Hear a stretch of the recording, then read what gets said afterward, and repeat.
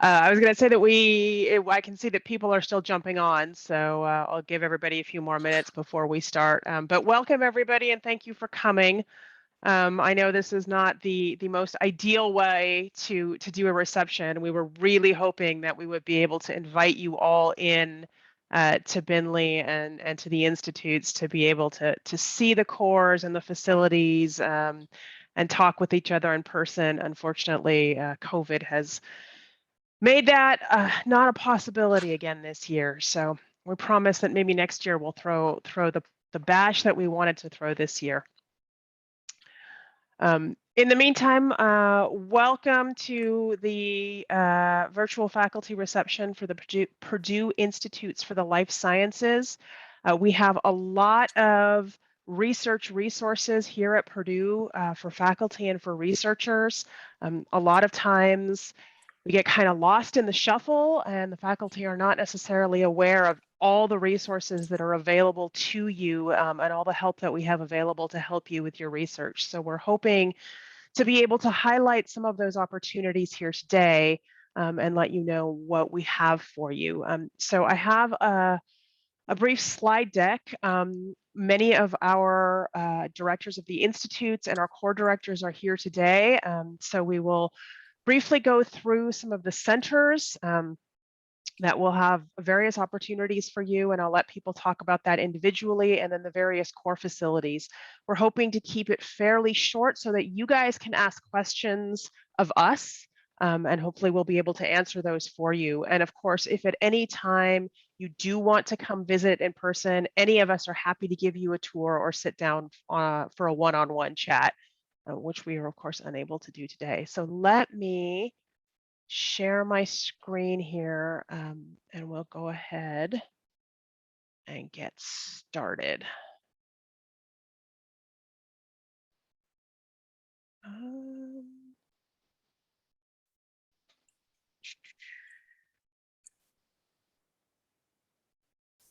All right, do I have the title slide up? No, you want to swap your display. Am I showing the wrong screen? Yes. Okay, fine. Just right there under there. Yeah, no, I see it. Let me it's.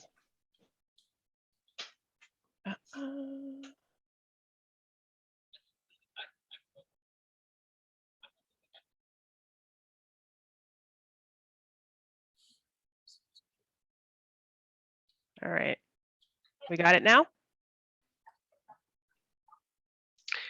I don't see you sharing anything yet. All right, hold on.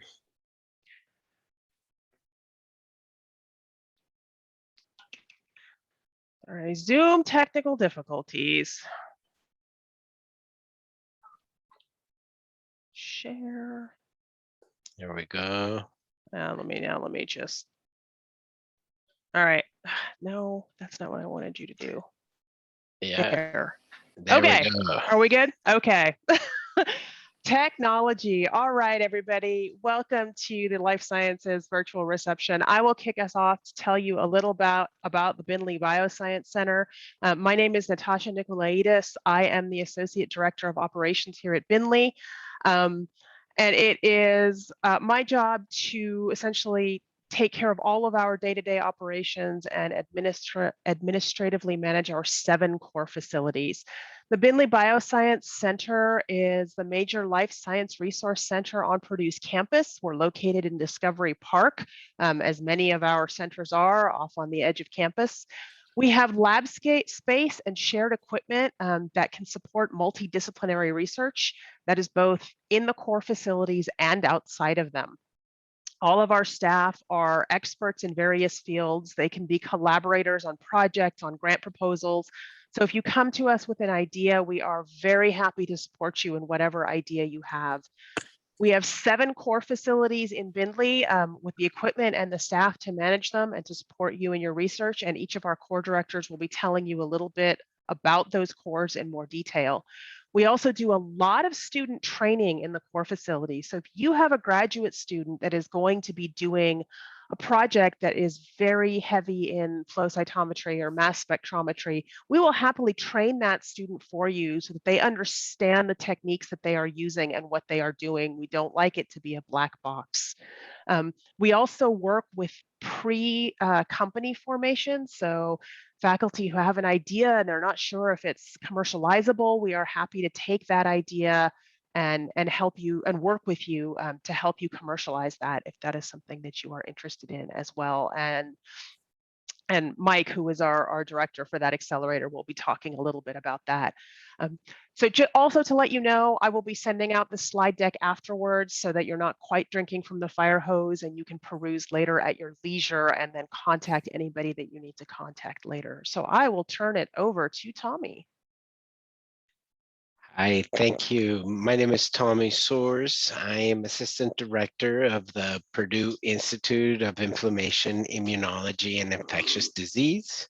And what we are is an institute that assembles together several different disciplines, converging them to form these teams of scientists, investigators that can go after more complex science. And in using the tools that are available in Discovery Park, all these centers like Natasha was describing, the Bindley Bioscience Center, for example, that has so many resources where we can use and we can start answering some of the complex scientific questions. We focus on 4 programmatic areas: imaging and diagnostics, control and intervention, inflammation and immunology, and last, infectious disease. Our director is Richard Kuhn, who's a virologist. He's a structural virologist, and he does a lot of cryo-EM, for example, to decipher the structure of viruses. And so that essentially got us started on this theme of infectious diseases, but we have assembled more than 280 faculty across the university from all different directions and all different disciplines. And if you're interested in participating, that please let us know if you think you fit into one of these programmatic areas.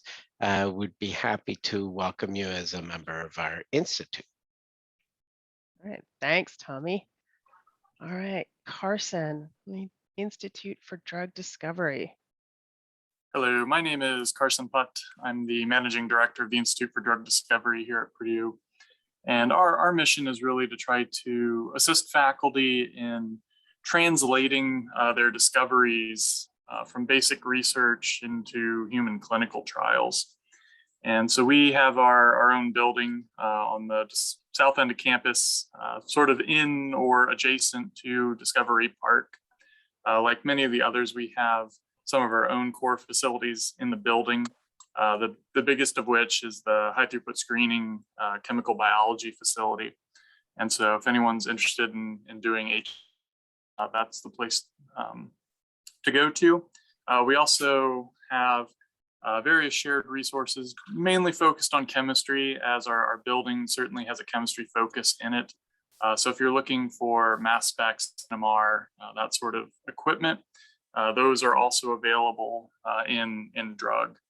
So we're here to help pretty much all faculty in drugs, diagnostics, even devices to some extent.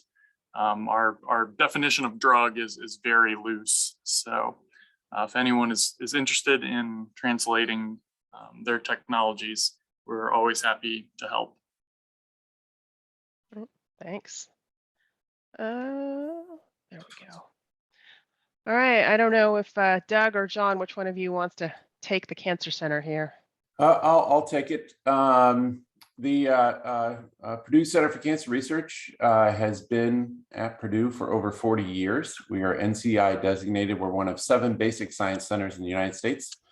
And our mission is fundamental discovery and application of discoveries for innovative cancer solutions. So what that means is the Center for Cancer Research has over 120 faculty that represent core strengths of the university.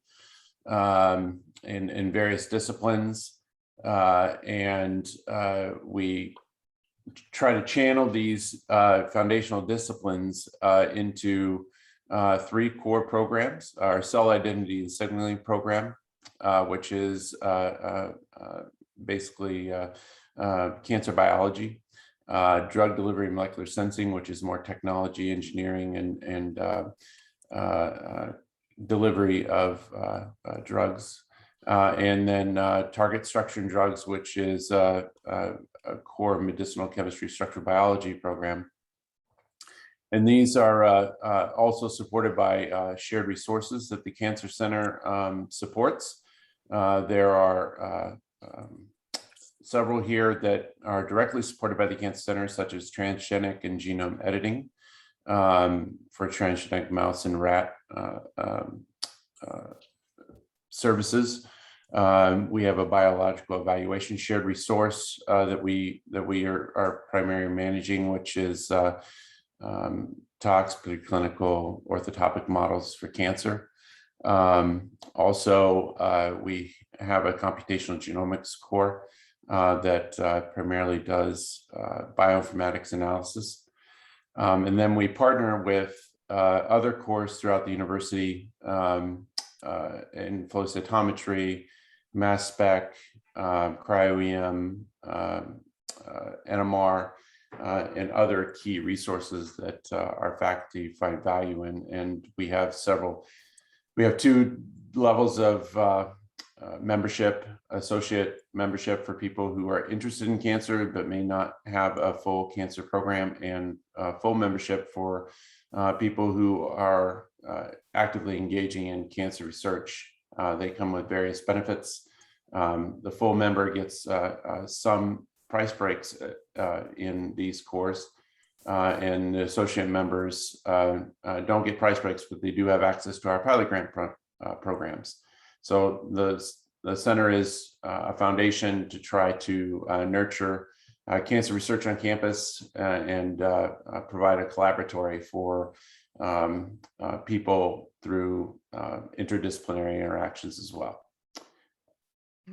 Thank you. Chris Roche, who heads up the Purdue Institute for Integrative Neuroscience, couldn't be here today, so I will just briefly introduce that institute for him. The Neuroscience Institute, which we shortened to PIN, was launched in conjunction with Pi4D, which you heard Tommy briefly talk about.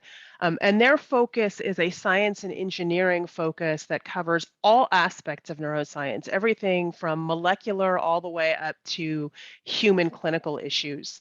And they have several key thrust areas in aging and neurodegeneration, so things like Parkinson's disease, development genetics, neuropharmacology, where they would partner with the Center for Drug Discovery to find new drugs and new compounds that would affect diseases of the brain. Neurotrauma and neuropathology, things like traumatic brain injury is a major thrust there. Hearing and vision, they work closely with speech, language, and hearing department at Purdue for that thrust area. And then neuroengineering, the biomedical engineers who are building devices that can improve brain health. There are, as with Pi4D, a lot of collaborative research opportunities. There are also seed grants. Again, I believe that the Center for Drug Discovery and PIN are collaborating on a major Alzheimer's program right now that has some funding opportunities. And they also offer graduate courses and various training programs for students and postdocs. So Chris Roche is your contact for anything neuroscience related, and I'm sure he would be happy to give you more information on the Institute. Right, Luann. Hello, everyone. Welcome to Purdue, new faculty members. My name is Luann Bermel, and I am the Managing Director of Women's Global Health Institute at Purdue. Our institute mainly focuses on research in disease prevention and early detection to improve women's health and well-being. We strive to be the conscience of women's health on campus. We promote and support interdisciplinary and translational research on sex and gender-based differences and diseases that are more prevalent in women and girls. As new faculty member, you may want to know that we have 2 programs that offer seed grants to Purdue faculty. The first one is in partnership with Indiana Clinical and Translational Institute. The program provides grants on research projects in women's health, disease prevention, early detection, and sex as a biological variable. The second one is in partnership with Catherine Peachy Fund to provide grants to research on breast cancer, either prevention, detection, or treatment. For all the seed grants, each winning project will receive up to $15,000 in funding. So if you would like to know more information, you can contact me and I can put you on the mailing list so you know the information as soon as it's available. Besides seed grants, we also host invited talks and annual symposium on women's health, where the graduate students can compete for a student award based on their poster presentation. Equality and inclusion is also our focus. So we host Women in Science by interviewing leading women scientists in the nation or internationally on career development and leadership development. In addition, we also in partnership with the Butler Center to lead a program called the Support Circle to help faculty coping with escalated stress in academia to achieve like work and life balance, which is really important given the pandemic is going on. So overall, if your research is in women's health or sex-based differences, or if you're planning to incorporate such component like women's health in your future research, please feel free to contact me and we will do whatever we can to help you or promote your work, like funding research partners, coordinating grants application, so on. So welcome to Purdue again and feel free to contact me. Thank you. And thanks, Luann. I think that covers the very high level overview of our centers.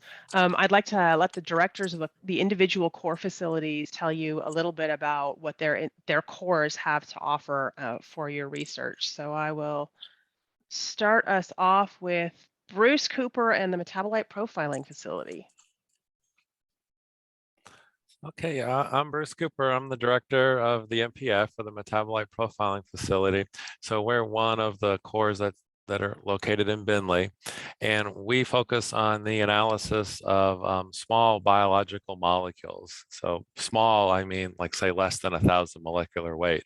You'll hear in a minute about the other core we have that deals with peptides and proteins.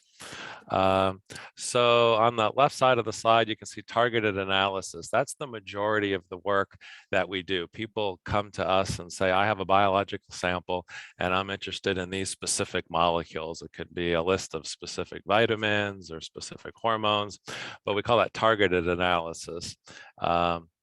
And we have the instrumentation to do that, to make sure that we're providing a sensitive method as well as very specific in such a complicated biological sample.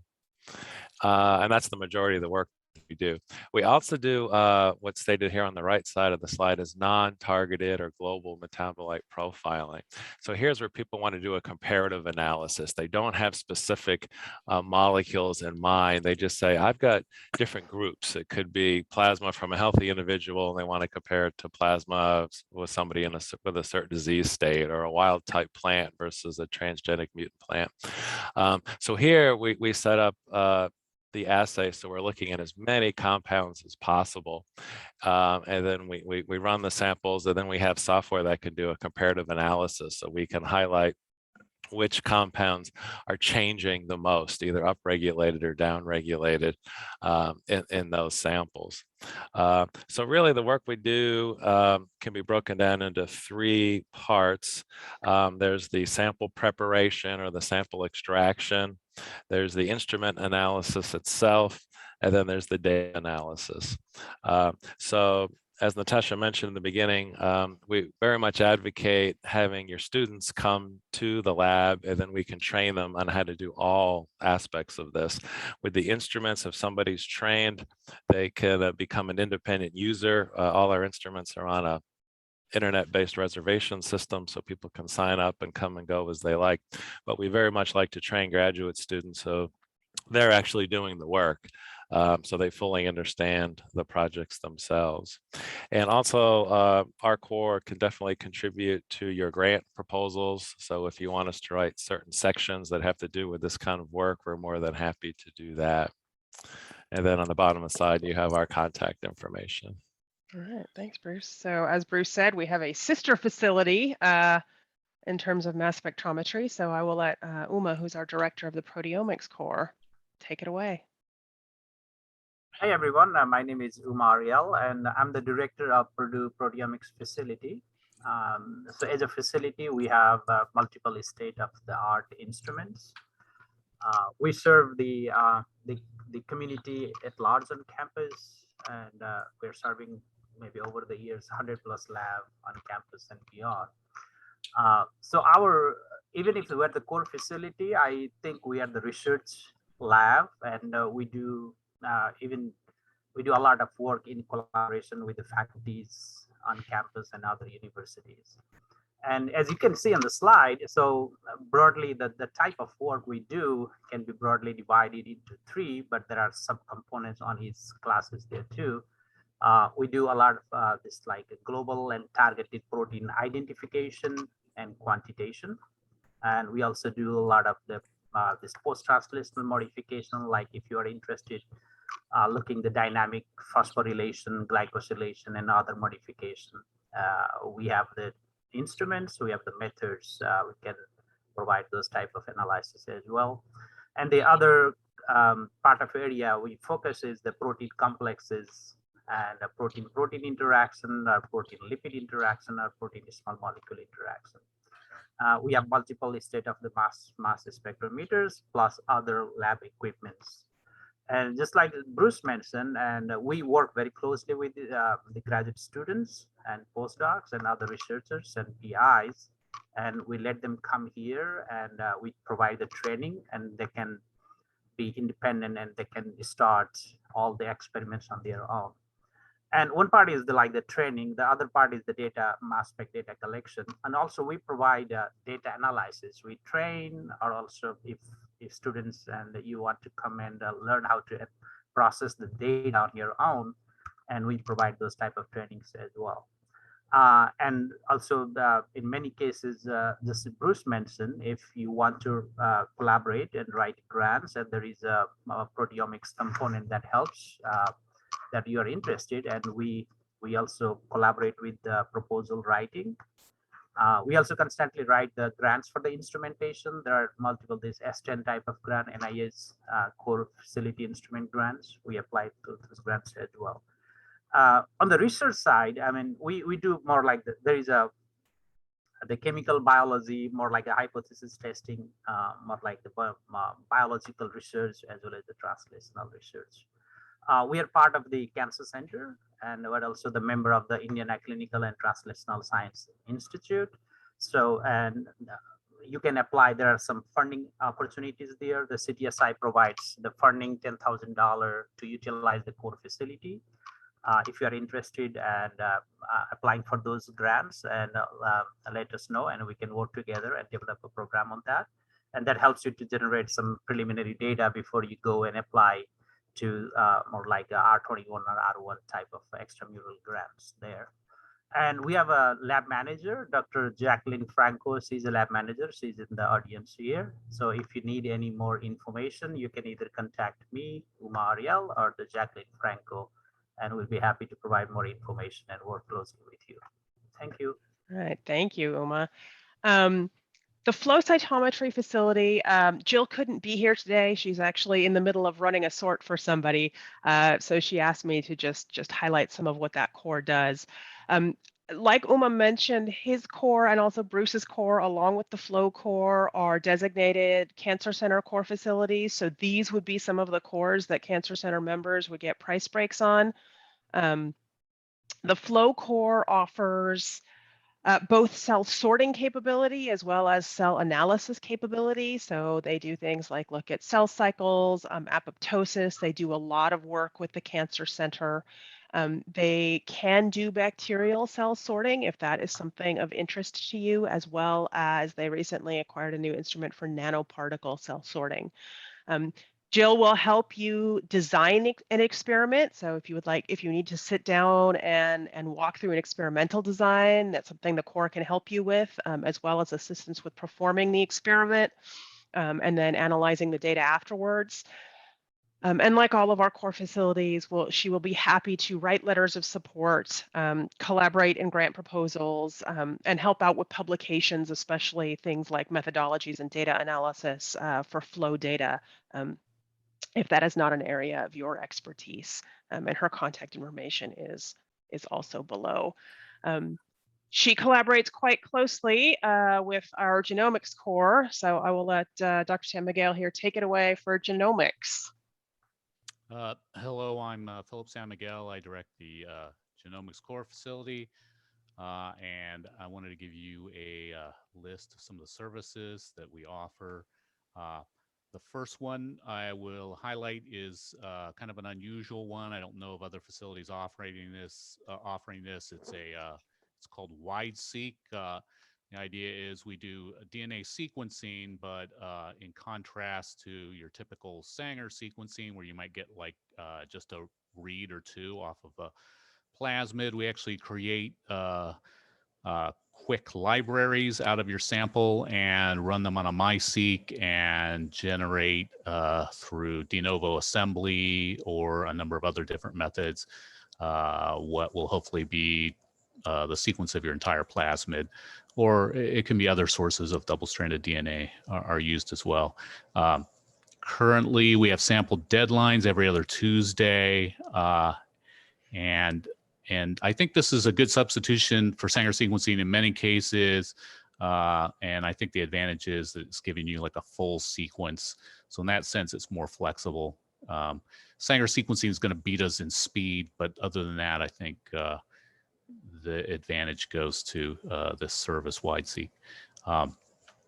We do have 2 MiSeqs, so we also offer other types of MiSeq runs. Generally, those are amplicon runs, such as 16S sequencing. There's probably about 3 commonly used protocols for constructing these sorts of libraries. I can give you some information on the various protocols that are available, including one I mostly devised myself. And the other advantage that we offer is, say you had a project, you didn't want to spend a couple of $1,000s on a full MiSeq run.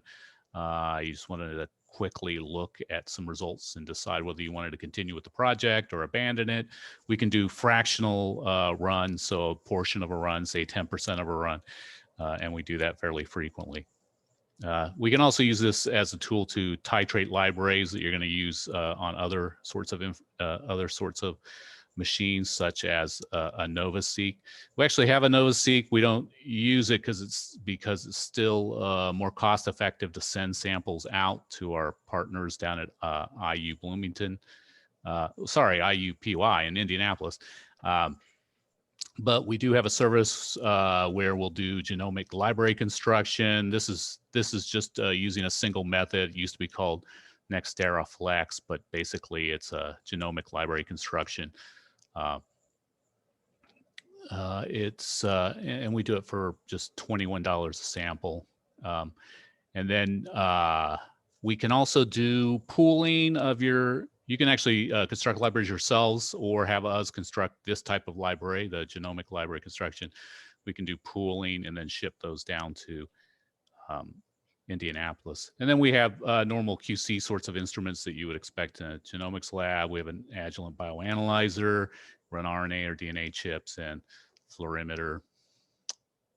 And if you have any if you would like to have any other information about our core, or just would like to discuss any projects that have to do with genomics, feel free to contact me. Email's often a good way to contact me. Thanks, Philip.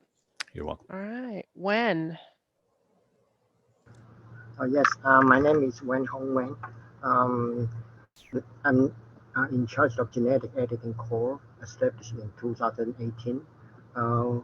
Basically, we help researchers edit the endogenous genomic DNA sequences in all kinds of cell cultures and providing the cellular model for researchers in their study.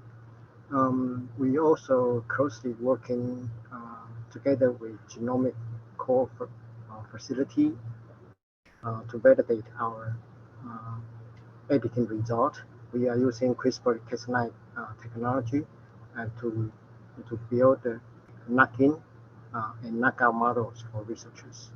We also working with if you want to make animal models, we collaborate with transgenic mouse core facility to help design, validate, and also screen the pups for you.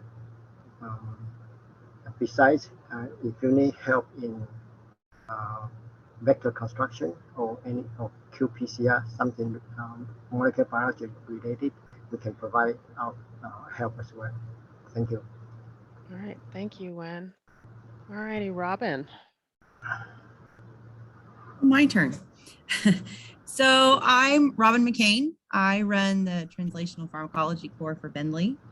Translational pharmacology does a lot of, I do all the animal work.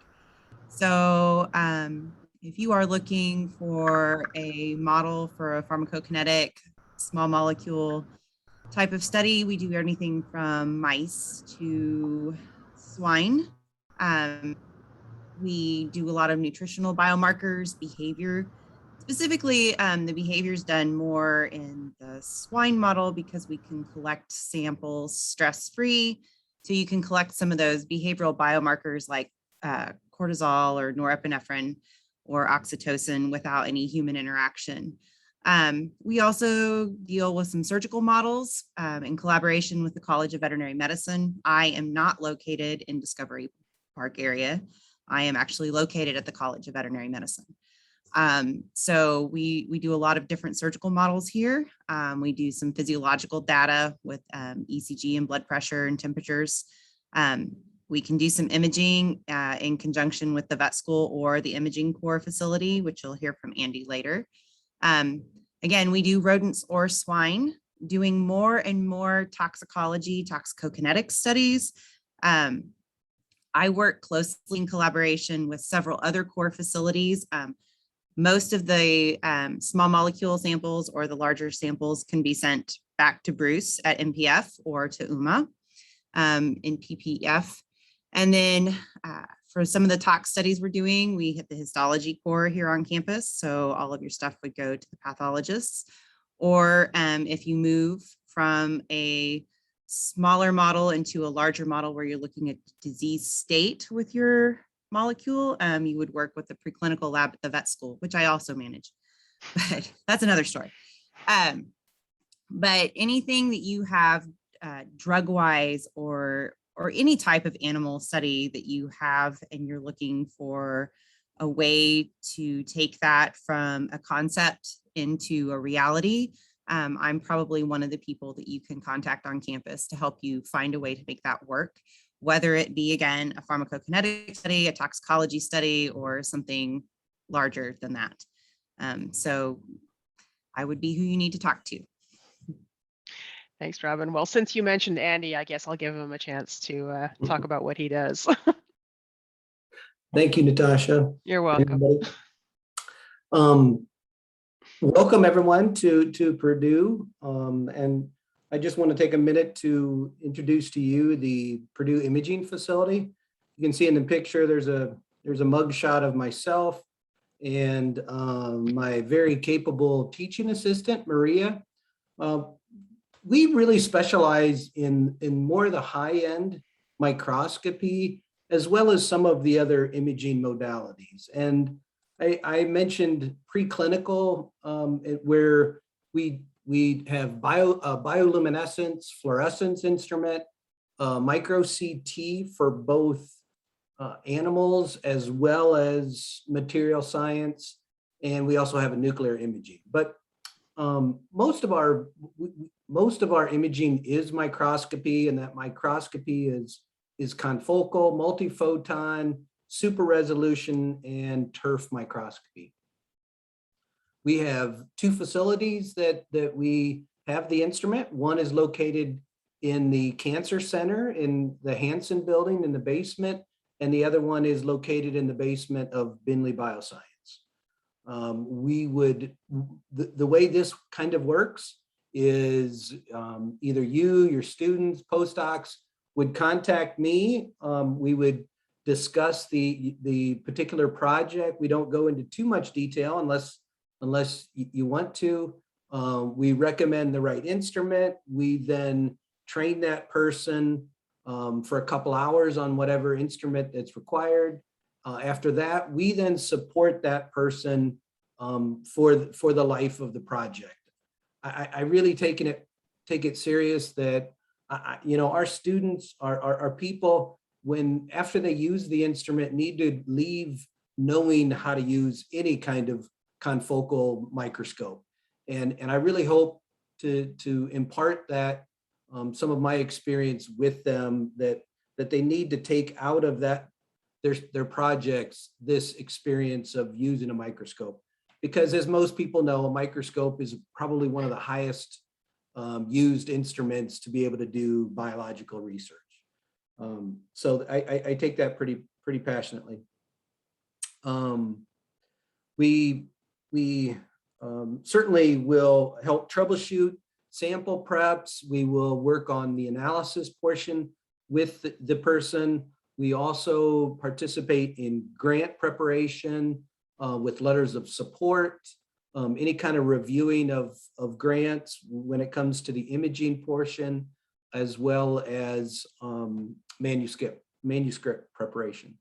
We also, take on particular projects with people whenever they want to intimately work with us, work more closely with our specialty. We would certainly spend the time with you to develop or to work more so we can collect the data a little bit more efficiently. The last thing I wanted to say is our spectrum of instruments ranges from super resolution all the way up to imaging. We cover almost the whole gamut of the different imaging modalities. And it's really exciting to see that in the very near future, we're going to have even more instrumentation covering CLEM. So that's correlative light microscopy with the structural biology groups, as well as light sheet microscopy. So, if you want to do some high-end imaging, I'd love to contact or love for you to come and contact me, and I'm sure we can figure out the solution. Thank you. Thanks, Andy. All right, switching gears a little bit here. Some of the other stuff that we have available for you, Mike. Thanks, Natasha. So I don't run a core facility. My name is Mike Podoricki, and so I run the Research Innovation Accelerator. And the goal here is to basically help life sciences researchers translate their work into something that could go out into the real world. And so I'm working on 2 separate projects right now. One is a collaborative effort with the Purdue Research Foundation, and in particular, a piece of that group called Purdue Foundry, which is where essentially all the startups spinning out of Purdue are formed. And we're basically looking for projects that will be early stage proof of concept before companies are started.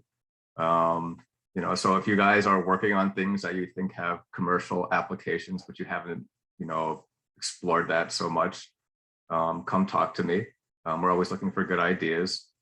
The second thing that I'm working on is part of a grant with the US government, one of their agencies, the Biomedical Advanced Research and Development Authority, or BARDA. So Purdue is part of the BARDA Accelerator Network. This is 13 organizations throughout the country that essentially perform a scouting role for the government. in the area of health security, and that includes things like pandemics, what we're facing right now, diagnostics, and so forth. So linking that with aim number one I have there, or project number one, I have a particular interest in finding applied or applications that may be spinning out of your work. And so if you have something along those lines, please give me a call. And I think I'll just turn it back to Natasha now. All right, thanks. Well, Mike mentioned he collaborates pretty closely with PRF. So I'll let Joe talk a little bit about PRF and the next step to that. Yeah, thanks, Natasha. I'm Joe Casper. I'm the Assistant Director of Business Development for the Life Sciences at the Office of Technology Commercialization. And like Mike, we're not a traditional core center or other academic center, but we are sort of the gateway to translation, commercialization, to getting things out as eventually products to change the world. So I just have some quick stats for our office to show you. We run a pretty big operation, taking in almost 400 invention disclosures a year. We're nationally and internationally ranked as far as startup creation, filing US patents, licensing activities within the Big Ten. And I'll kind of go through who we are and what we can help you with. So we're part of Purdue Research Foundation. As the foundation, we're here to advance the mission of Purdue University. Purdue Foundry is another example of a Purdue Research Foundation program. We're connected to Purdue through the intellectual property policy. That might be something you've started to become acquainted with as new faculty. And then our key role is protecting the IP, but ultimately licensing that to commercial partners. So a little bit about the IP policy. As you're probably aware, anything that's created as part of employment or enrollment at Purdue is Purdue intellectual property, and with some exceptions is obligated to be disclosed to our office. Doing so is really easy. As your research progresses, if you have something you think, oh, maybe there's a commercialization opportunity, maybe there's something patentable here, go to our website. There's just a little diagram below of what that will look like when you get online and submit that disclosure. There'll be a questionnaire to fill out. You can attach documents. We really encourage you to do that around the time you have a first draft of a manuscript. It doesn't need to be polished. It just needs to have sort of key data that the patent attorneys can use to get an application on file. If you have any question about, is my research relevant? Is this something that could be patented? Is this something with a commercialization potential? Of course, you can always submit that disclosure, but if you're still unsure, reach out to me or reach out to any of my colleagues. I'm part of the business development team, and we work closely with a team of in-house patent attorneys and patent agents. So there's really a full service operation if you have any question about patenting or licensing. A couple of opportunities available for any project after you have disclosed it to OTC. We have a technology development fund, sort of a proof of concept or prototyping fund. We award up to $50,000 for those experiments to further validate and prove these technologies. We hold that competition twice a year, and the recent submissions just came in, but there's going to be another deadline in February. Just very, very quickly about Purdue Foundry. I don't know if they're represented here today, but if you have that idea for forming a company, whether or not you have intellectual property, they really serve a mentorship role, kind of incubation, training, other things. There's no requirement that a Purdue faculty member use Purdue Foundry, but they're really here to help anyone who has entrepreneurial aspirations for their research. So I think that covers everything for OTC. All right. Thanks a lot. Thanks, Joe. All right, we have a few more cores that want to. MRI. Somebody. Yeah, hello. Okay. Hi, good afternoon. My name is Xiaopeng Zhou. I'm a physicist and the manager for Life Science MR facility. We are at PMRI, Purdue MR facility, located at 750 South University Street, right across the street from Last Port Hall, housing 3 Tesla MI systems. We just had our 5-year anniversary recently. There is only a very short walk from PMI to Bindley, where the Brook 7 Tesla small animal MR system locates. Here we are shared research spaces to facilitate human, animal research, and also device testing. Our users, our approved and trained MR users, have 24/7 access to our building, and our primary operator, they can operate the scanner independently. We also have a core staff. You can see there we have 3. I'm the manager for Siemens scanner, and Greg is the manager and for the GE and also small animal scanner. And we also have MR technologist, Nate. We can help to assist with advanced MR imaging and spectroscopy techniques such as fMRI, DTI, MRSI. Most of our users do neuroimaging projects. We can do whole body scan. We also have many projects in very broad areas such as scanning abdomen. We also can see cardiac blood flow and also neural blood flow, and also muscle metabolism, and also see spinal cord and femur and calf muscle, and so on. We also can do multi-nuclei imaging and spectroscopy, such as sodium and phosphorus. We are here also help our users to set up the protocol and do optimization. We also train graduate students and the postdoc. They will become primary operators and they can scan independently. If our users, some new faculty, when you do not have primary operator yet, we will help you with that, with the scanning and also some data analysis. Our core facility is a CTSI core facility.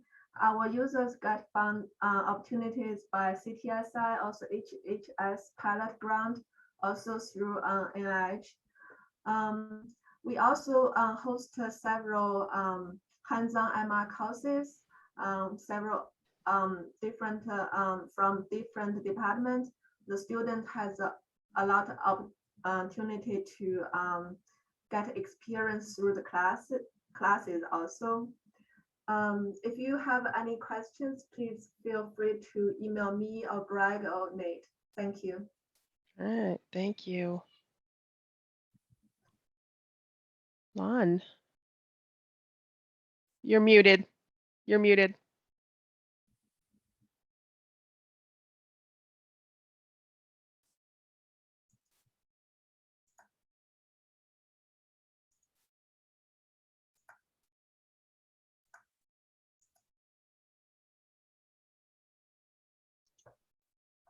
Okay, hi. I'm Nan Chen, and I'm running the chemical genomics facility.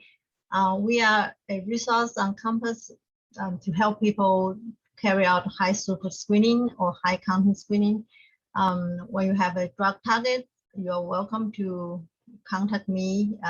So we help with people from the beginning of the project, from develop an assay, and select a library to screen, help you with the screening using our automated equipment. And then we have the tools to help with the heat validation. The assays we're capable of performing include biochemical assays, whether it's visible fluorescence, fluorescent polarization, and alpha screen luminescence, and all the way through the cell-based assays and the phenotypic assay. We have the detection technology from the multi-functional plate reader and a high-content screening platform when you have a phenotypic assays. And the library we have, the total collection of chemical compounds is over 500,000. It's 500,000 compounds we have, and they were divided into different groups, such as diversity-oriented compounds and non-biased to any target, or focused library where you have a specific target like kinase or GPCR. We also have natural products and known drugs, reported bioactives, and those kind of compounds in our library collections. We have small library of siRNA and a whole human genome CRISPR library, array library. We help you with all the screenings with our robotic equipment, like liquid handling. Our plate reader are automatic, and our high content imaging platform can do automatic image analysis. And all those equipment also open for like regular use. If you're not doing screening and you find those equipment useful in your daily research, you're welcome to use as well. And we train students, postdocs, the lab members from your group to use those instruments. The biophysical tools that we have for detect binding include ITCs, microscale thermophoresis, and the BLI. And we do have a functional drug screening system calling FDSS. This is a more people knowing like CRISPR type equipment for fast kinetic assays when you do calcium assays or ion channel. We have it available in our facility. And we are a CTSI with official status with CTSI, Indiana CTSI. You can apply for those core pilot funding to use our core facility. We are located in a drug discovery building in the basement, and you have my email on this slide. You're welcome to contact me when you have a target in mind, you want to do drug screening. You're welcome to contact me as early as possible so we can discuss, and you can keep in mind some of the aspects that you need to consider you going forward for a high throughput screening. All right, thank you. Okay. And last but definitely not least, the Purdue Animal Behavior Core. Wendy also could not be here today, so I will just highlight some of what they have available. The Animal Behavior Core is located within the Purdue Institute of Neuroscience, and they are able to support all aspects of any animal behavior research that you might want to do, from social research to cognition or pain research. Wendy will sit down with you and help you design the best study to achieve the goals of your research, and that includes both which equipment to use, as well as the actual study design, because animal behavior can be a very finicky kind of research area. She will provide training on any equipment for any of your graduate students, and also is able to help with grant proposals, data analysis, writing of the paper afterwards.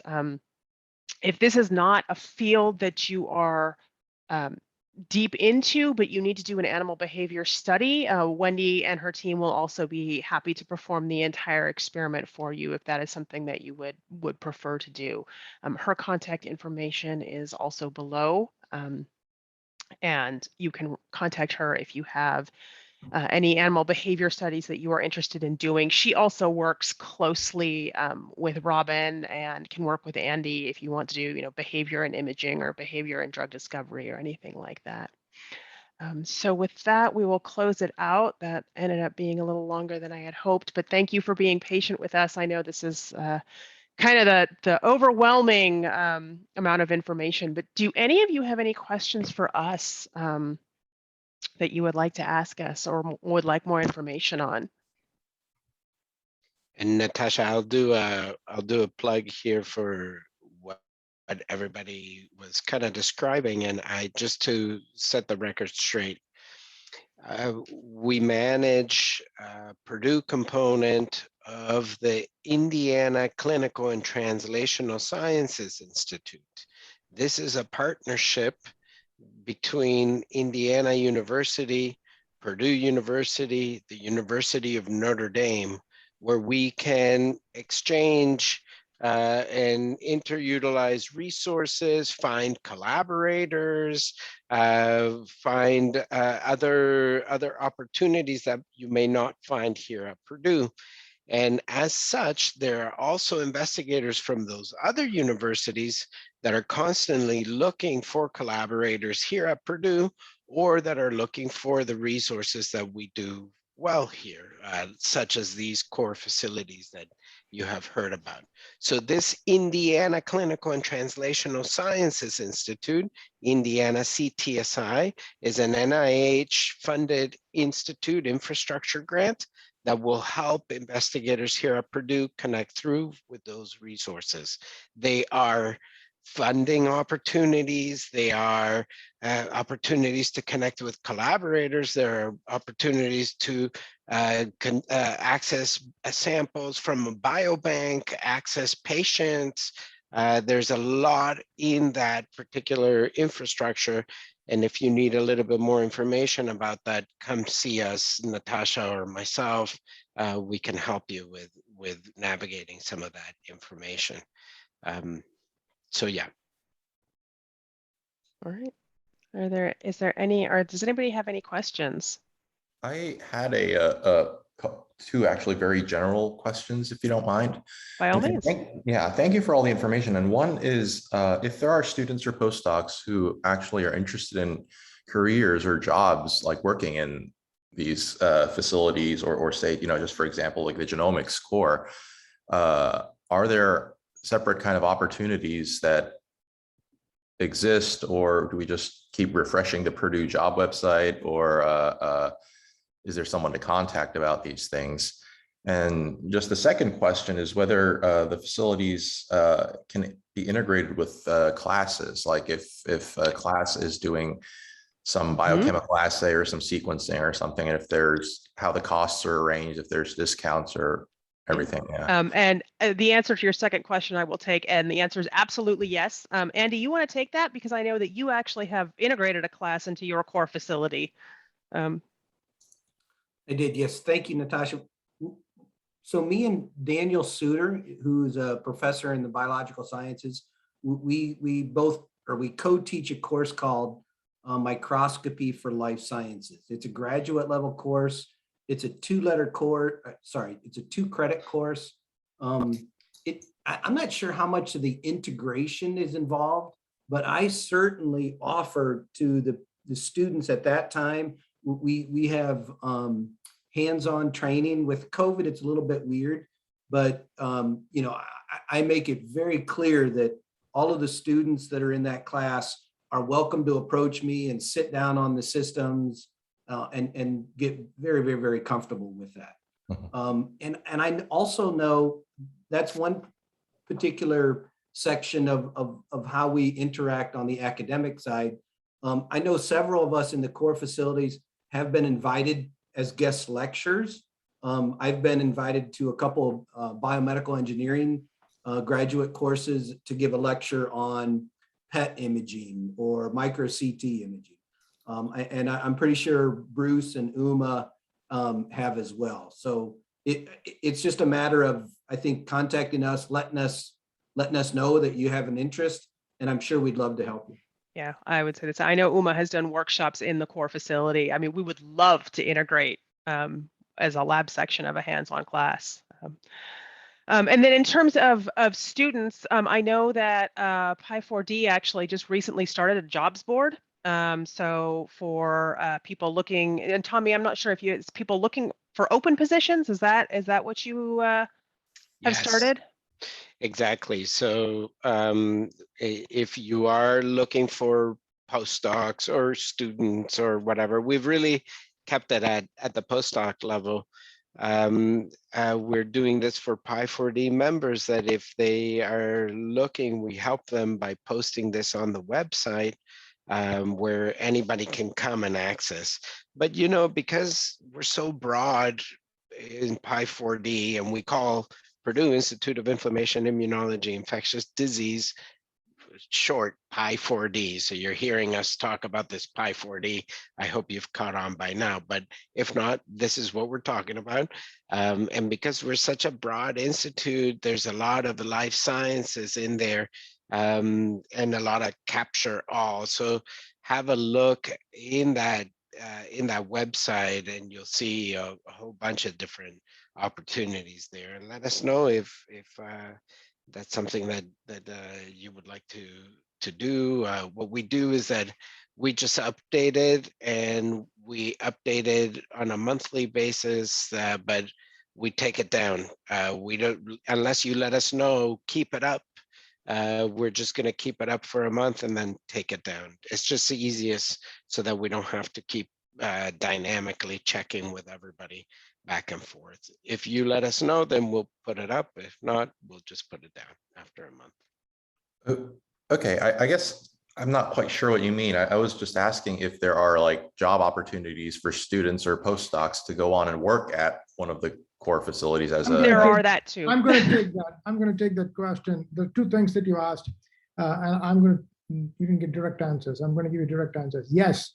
Well, many of our core facilities, we use RAs for doing work, and often these RAs are graduate students in other labs. And we normally, however, take RAs who are going to also use in their PhD work significant amount of that particular facility, so that they can become real experts in that technique. To your other question about undergraduate teaching and whether we can subsidize, as a young faculty member, you should not worry about money. If you're going to offer a good course, and if the head of the department agrees that that's an important course and should be offered, it's between the head of the department and me to figure out how we pay for it. It's not your problem. So don't worry about money when you're teaching. Thank you.